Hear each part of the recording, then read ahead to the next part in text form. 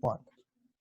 Anthony Hardwick here with another YSN edition of the Hot Corner, and I am very excited to be joined by one of my favorites, Cheyenne Tarango, getting her on the blog, and thank you so much for taking the time this week. No problem. Love to be here. You have so many different stops in your softball career, whether it be Tennessee, you coached for a minute at Louisville, played for the Mexican national team, and most recently you played the MPF for the Cleveland Comets.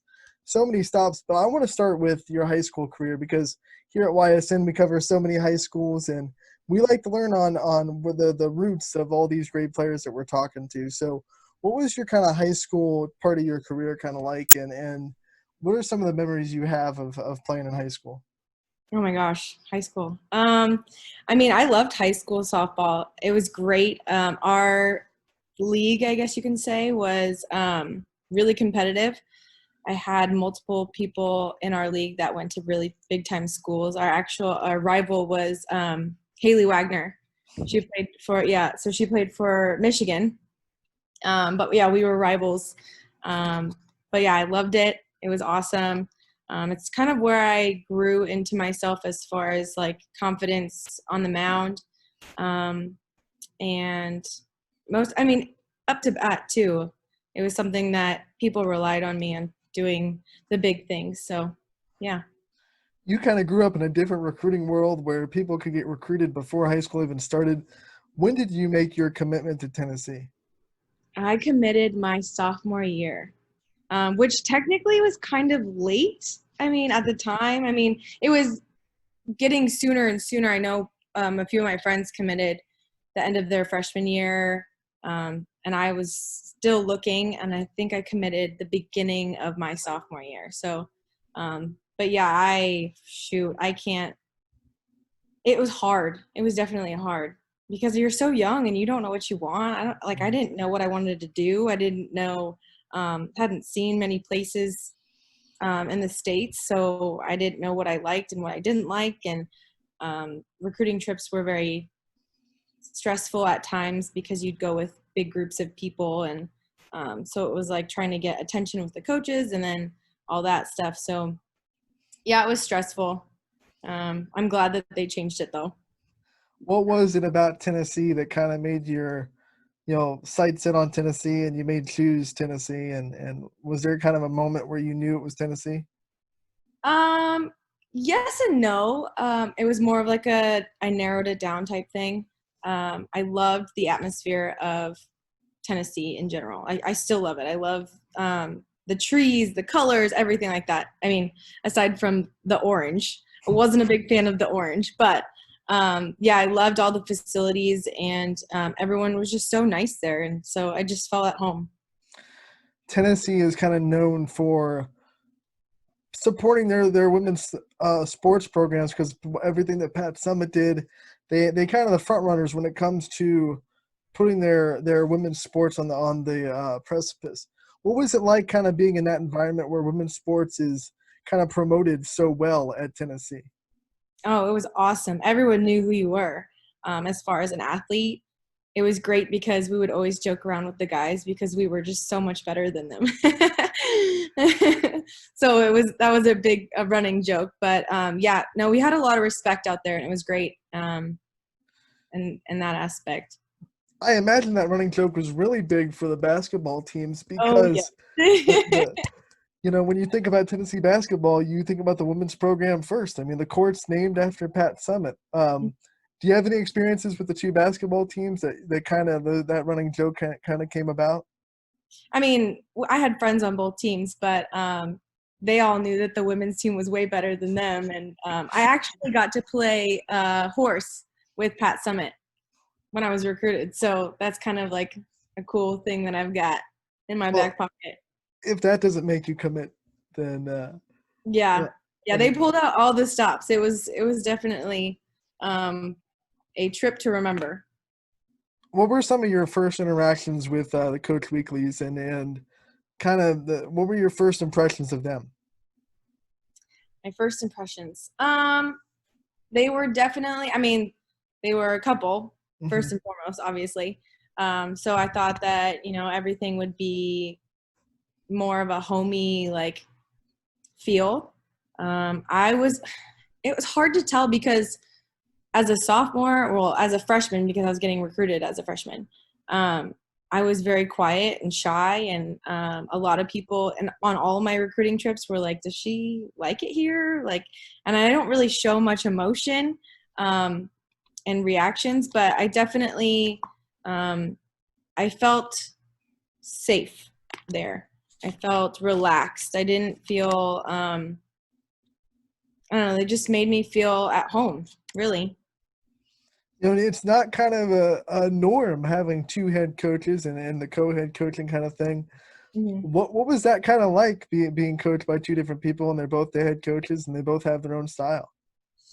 Yeah, it was difficult at times because as a hitting, fielding pitcher, I had to, work with both of them all the time. I mean, naturally you work with both of them, but more closely. I mean, Ralph was hitting, and so if I hit well and I played first base well, like that's where I was going to be. And Karen was pitching, so both of them wanted me in different places at once, and so that was kind of hard to navigate, especially my freshman and sophomore year.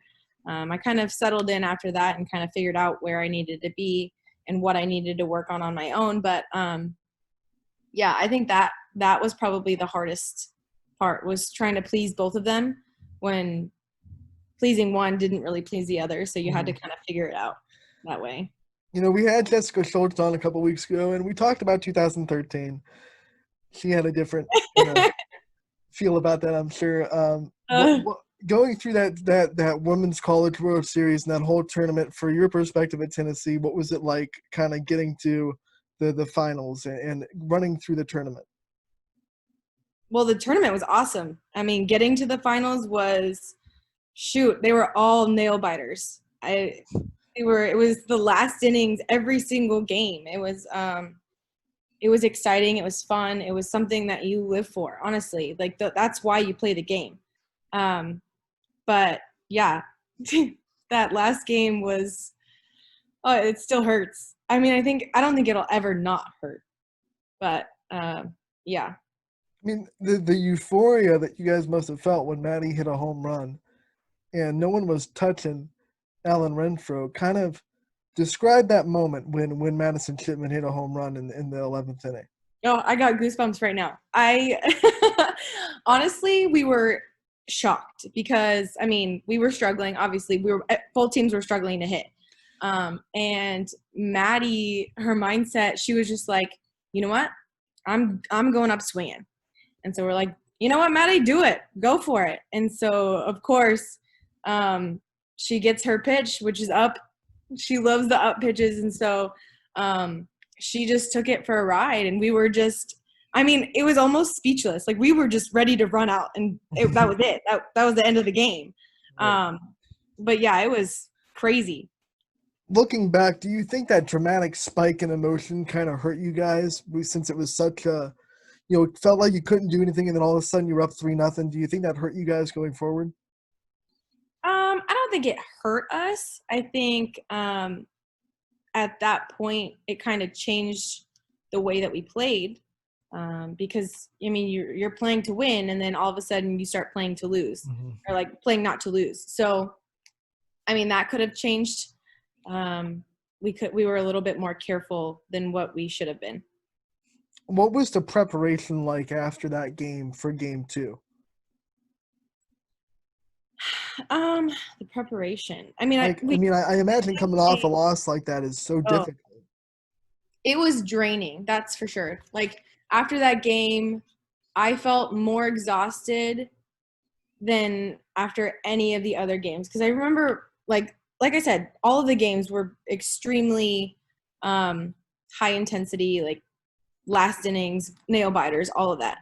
But I just felt, honestly, I felt defeated. Like it was just heartbreaking because you get that high of playing and being ahead and then all of a sudden it's just crushed.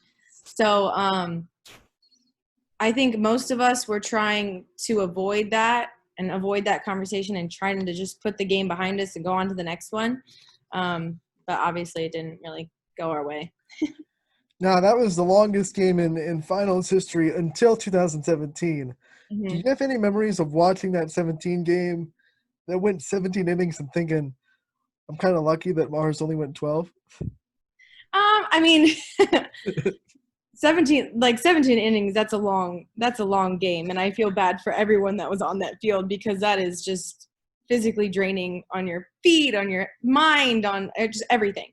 But I mean, 12 innings was bad, but I've played longer, unfortunately. I mean, we played multiple games in one day, so 12 innings wasn't terrible.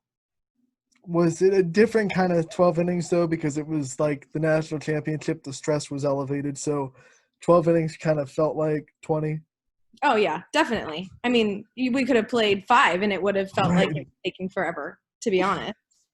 Now, our Tennessee connection up here in this area is Erin Gabriel, played right down the street of Poland. We cover Poland.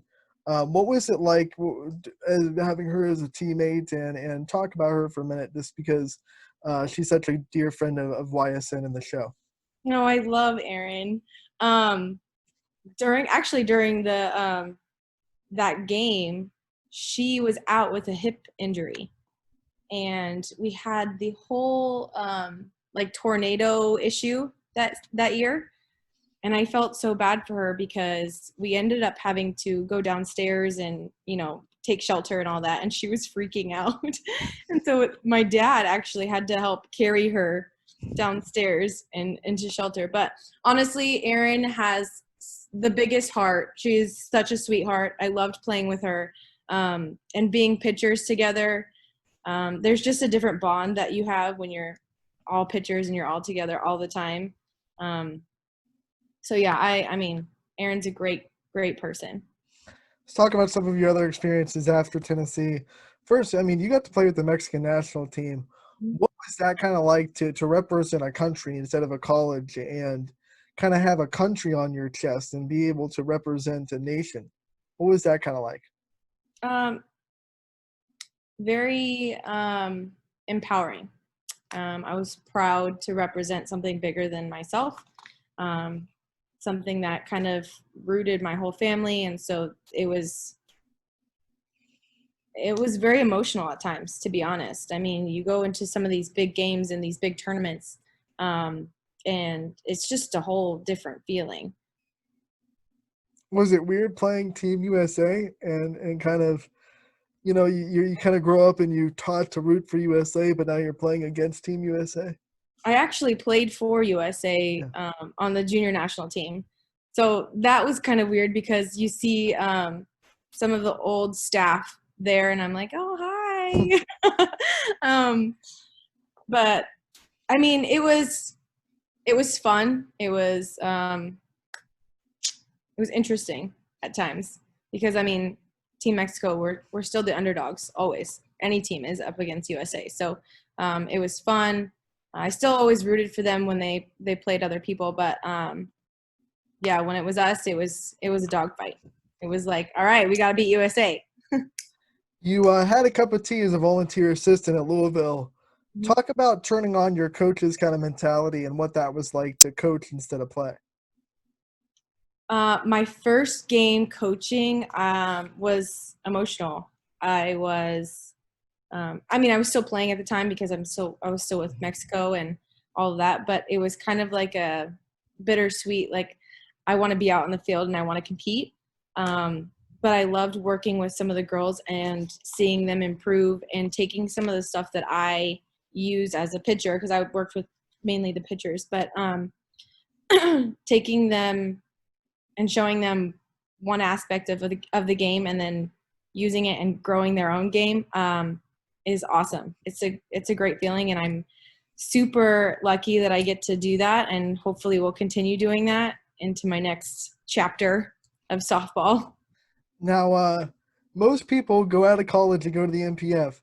You went to the MPF, what, 5 years out of college, into the Cleveland Comets. Mhm. What was it like kind of finally being able to say you were part of the professional league and you kind of got to be a part of that crowd and play against those teams and be in the Cleveland Comets organization? It was fun. It was definitely, I mean, it's kind of like a tick off of the list type thing, you know, like I did it. I was there. I had fun. Um, it's something that I get to prove to myself really that you can be there. You can play with the best. But yeah, it was fun and playing with old players, old teammates back when we played in high school together. So that was fun. You pitched extremely well for the Comets too. I mean, you said it. Was it kind of a proof to yourself that you were still at that level? I mean, yes, at that level, but it was kind of something that, especially in college, just because I was a pitcher, kind of, sort of at times, more so later in my last 2 years, but it wasn't like my dominant position. It wasn't something that I was completely known. I mean, I'm known for my changeup, obviously, but it wasn't something that like, oh, Cheyenne was a pitcher. It was like, okay, Cheyenne was the first baseman that hit, that had a nasty changeup. Like that was it. So it was something that I wanted to prove to myself that I was a good enough pitcher to compete at the highest level. Got to talk about your changeup because it's what you're known for.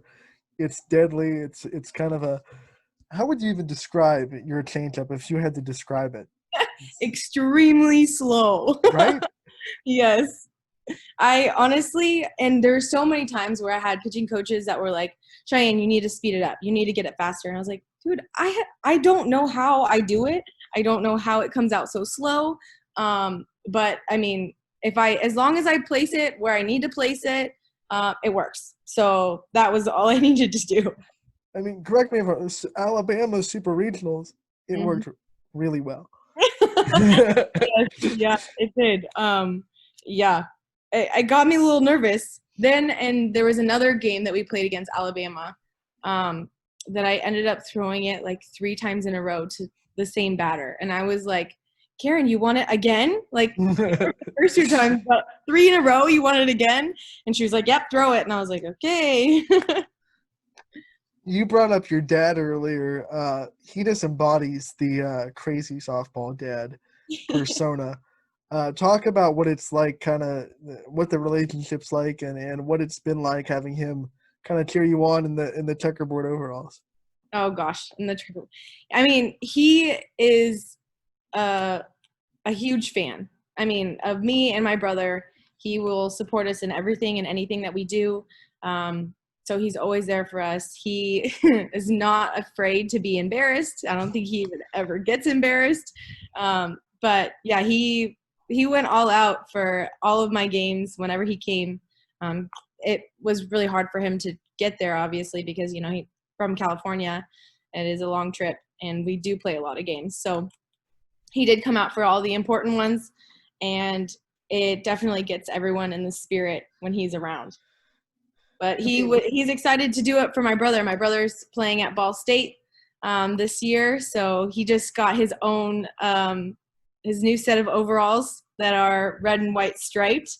So those are on my Facebook right now. And so I said that the orange and white checkered overalls look much better than the red and white, but that's just my opinion. You know, you went to a school where the fans of the softball team kind of throw their dignity out the window with the Lady Vol Locos. Yeah, they're crazies.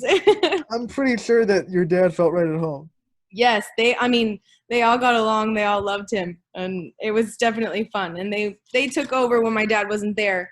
But yeah, they got along well. I mean, the fan base of Tennessee, just talk about what it was like and what kind of home field advantage it kind of gave you guys at times.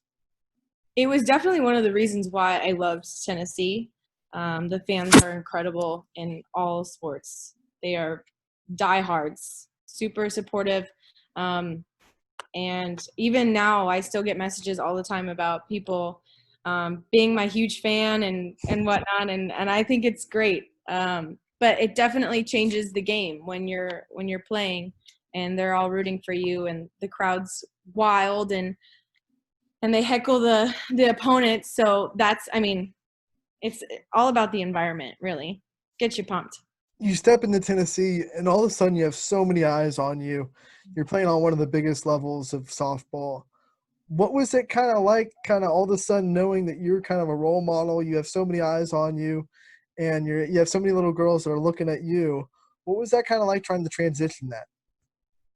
Um, I don't think there was much of a transition for me just because I was brought up um, in such a great travel ball organization to where they always taught us that, other people are looking at you. They're all watching you. And with our team being so good in travel ball, which in travel ball I played with Lauren Chamberlain, I played with Hallie Wilson, Kylie Lawners, um, definitely big names.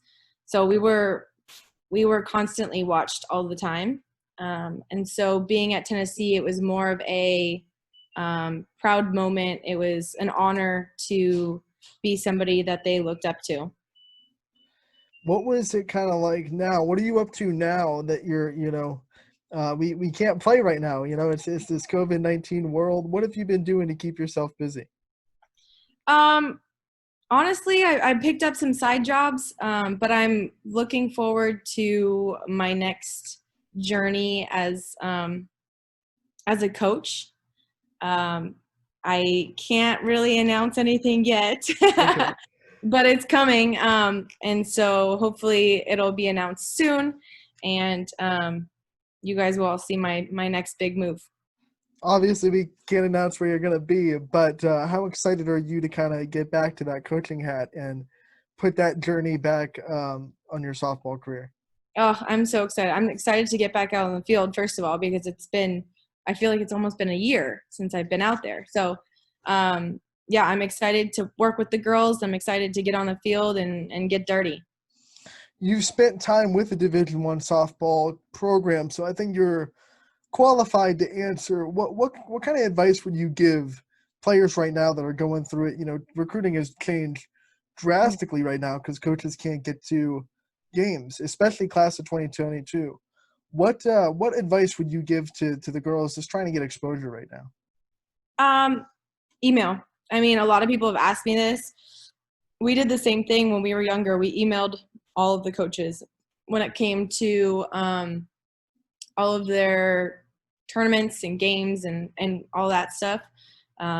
Show them their schedule, talk to them as much as that you can. I mean, I know that you're not allowed to talk to them, but they can open up emails. So, and that's the only way that you can get a hold of them and grab their attention. So I would say that way.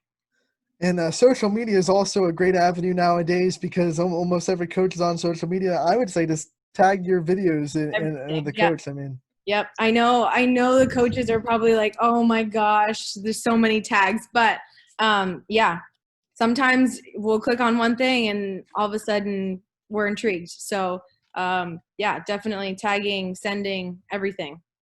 Bombard them with stuff. you're a great follow on social media. Give a shout out to what your ats are, and let's try to give you some followers. Oh gosh, my everything is at Chi-Town77. That's basically my handle for everything. So It's been your handle for a long time. I've yeah. loved it. Hmm. And you're one of the first softball players that I've gotten close to when I followed Erin to Tennessee. So I definitely thank you for giving me your time, and I enjoyed catching up with you. And as always, I'm just excited to see what you do next. Oh, thanks. I'm glad I was here. All right, Shai, thank you so much again, and we'll talk to you soon.